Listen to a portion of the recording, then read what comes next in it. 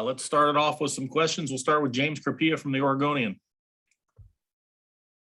Well, Tim, after belaboring the point for 2 months with you, I'd be remiss if I didn't start off when you have one of the better performances against 12 and 13 personnel.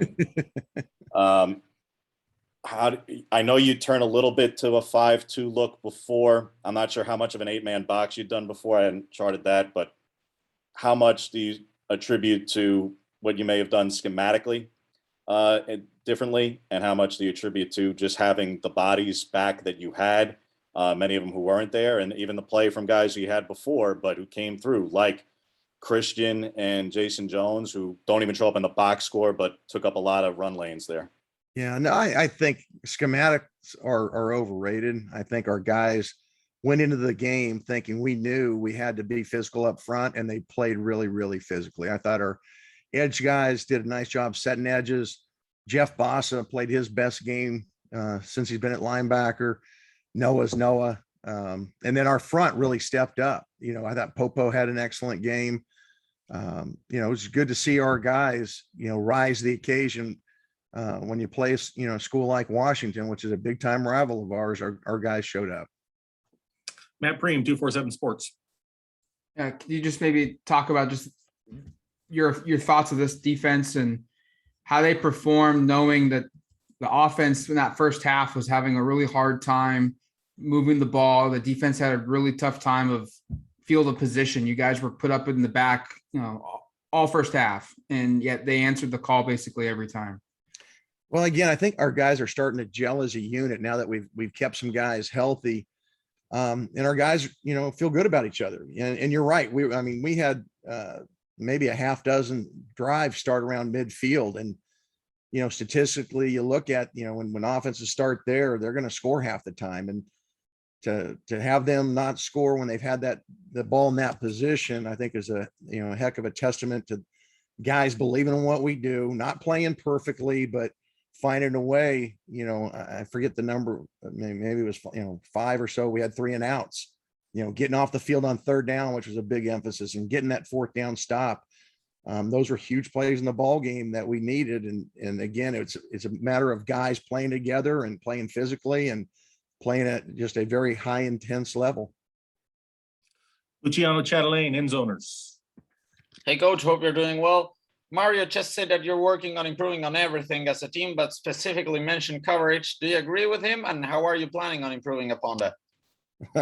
Well, we better improve on coverage, because this week we're certainly going to get tested. That's the unique thing about this league is you go from playing in Washington who played in a lot of big personnel sets for us or against us, and we had to play in some of our base Okie package stuff. This week, different challenge. We're not going to use that package because we likely won't see any tight ends, because I haven't seen them yet. But we're going to have to give some different looks. We're going to have to be able to play some man coverage. We're going to have to be able to hopefully disguise some coverage, and obviously you have to get some pressure on this quarterback. And people have struggled to do that against him this year, particularly when they got DeRuyter back, and guys got the gunslinger mentality, and really is playing well the last couple of weeks. Julian Minenson, KZI. Yeah, Tim, to piggyback off that, what makes DeRuyter so tough, and a lot of their offensive guys, Borghi, McIntosh, Harris, all those guys, what makes them such a tough test? Well, I'll tell you, I think the scheme is a little bit unique. I think DeRuyter ran that scheme in high school at St. Louis, so he understands the concepts. And you've got a couple of really good slots that have been running this thing now. Seems like they've been there forever. They know where to be in the versus different zones in their schemes. And then you can't just play pass. Back a couple of years ago with their scheme, you really didn't have to worry a lot about the running game. They just weren't committed to it. Now they are. And if you try to lighten the box, they're going to hurt you running the football. And I think their offensive line's underrated. They really are effective in their run game. I think their left tackle is an excellent player. And it's going to be a heck of a challenge on our defense this week. And Gabriel Marvin, Daily Emerald. Hey, Coach. So now that Jamal Hill has seen a bigger piece of the lineup in Bennett Williams' absence, how would you compare the skill set of the two? And what does Jamal do differently? And what would you like to see him improve upon? Well, I think, getting Jamal back, when we did, he was a little rusty, missing camp. So I don't think he was playing, and he'd probably admit it, at the level that he was capable of when he first started playing. Now that he's getting all those reps, he's starting to play faster and much more competitively, and he's making a bunch of plays for it. The third down play where he's in coverage, that their kid on the fade had to make an unbelievable catch because he's right in position. He doesn't panic. He can tackle on the perimeter. That first play of the ball game, he's very, very physical. I really like where he's at, and I think he's feeling much more comfortable in what we're doing right now. So to compare him with Bennett, I don't know. I like them both because I think they're both physical players who can coverage and that have a good feel for the game. Would love to have them both back, and hopefully at some point here we'll get Ben back. Jerry Thompson, Ducks Illustrated. You're muted, Jerry. I think You're you're muted on, again. somebody's still on mute. All right, let's move on to Eric Scopel. Yeah, Coach, I just wanted to get your assessments on Jordan Happel's play, stepping into a big role there. Obviously, it sounds like it might be an extended one with Coach saying Steve might be out for a while. And then just how difficult it is to make a interception with a club on like that, especially in those elements, and I would assume gripping the football becomes a little more difficult. Well, really, really proud of Jordan. He's been a guy that's extremely dependable. He ends up having, the injury to the hand, and he's got to have a club. Normally you're not thinking about making interceptions. You're just hoping to not, lose a tackle or something because you can't grab. But he's a really smart football player. I think our coaches, Coach Yates, did a nice job of, getting them clued into when they wanted to take their shots of grid routes. They saw the formation. They anticipated the situation because it was right in the situation that we anticipated. What really helped them was Jeff Bossa and KT, driving out of there in their panic drops to be able to put air under the ball. And he just sat back there and was in a great position to go get it. I was just hoping that he wouldn't fumble it because, not having that ball to be able to secure it. But he had a really good game. He had some nice tackles.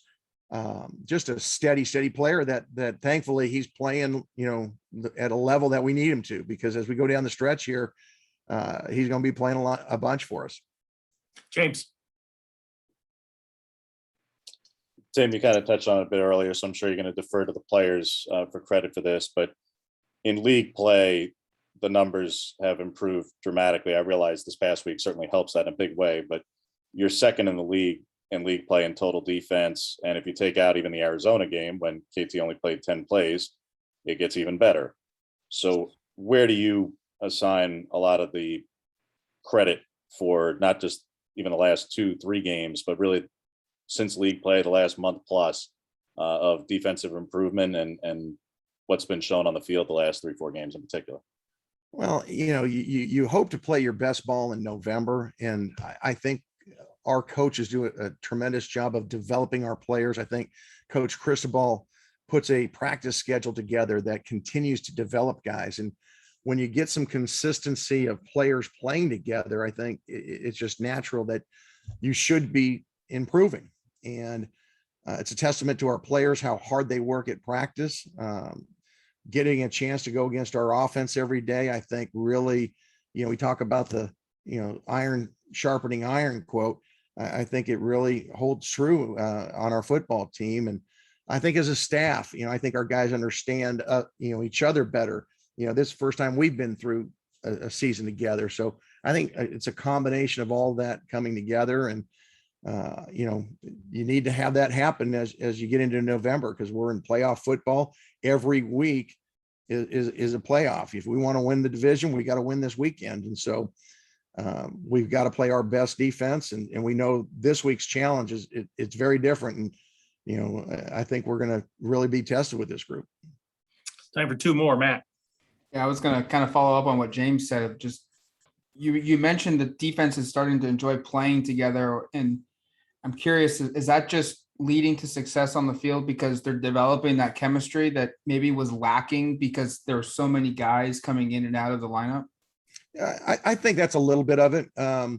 you know, when you're moving guys in, you know, Jeff Bassa, you know, in training camp was a safety, and now he's got to play linebacker. And so his progression has really come on.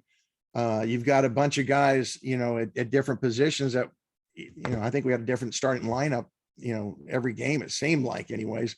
But once guys start, you know, understanding the guy next to him is going to be there the next week, understanding the defense where there's some consistency there. I think all of that combines to give guys more confidence. When you can play confidently, you play fast. One of the things that we still got to do a better job of, I believe, is creating more takeaways. We're still not doing a good enough job there, but I think the more we play together, the faster we'll play, the more physical we'll play. Last question, Jared Mack, 247 Sports.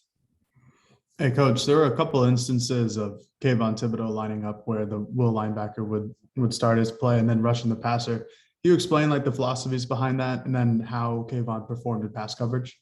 Yeah. You know, everybody, at least the last few weeks that plays against him, has to have a plan for him. I mean, KT's one of those special edge rush guys that can take over a game. And so if you don't have a plan and you just put a guy one-on-one with him, he's going to win a lot. So we're seeing some slides to him, chips with, you know, 2 and 3 guys blocking him. So what we want to do is try to free him up at times. And so one of our thoughts, you know, we had him inside as a 3 technique. Another time we'll have him as a spinner. We'll bring him at different gaps. We're going to continue to do those kind of things because we try to find matchups for him that we like where they can't double him. You know, it's part of, you know, our package that we can do that with a guy like him. You know, and then at times, you know, we're going to go ahead and drop him because if they're going to put all the protection to him, somebody else is going to be free, and we have some other good rushers. So, you know, I still want to stay employed. So Coach Chris Paul is going to make me rush him, you know, most of the time, which I agree with. But, you know, we're just going to keep moving him around and make an offense work to try to find him to double him. Thanks, Coach. Appreciate your time. No problem. All right, guys. Good seeing y'all.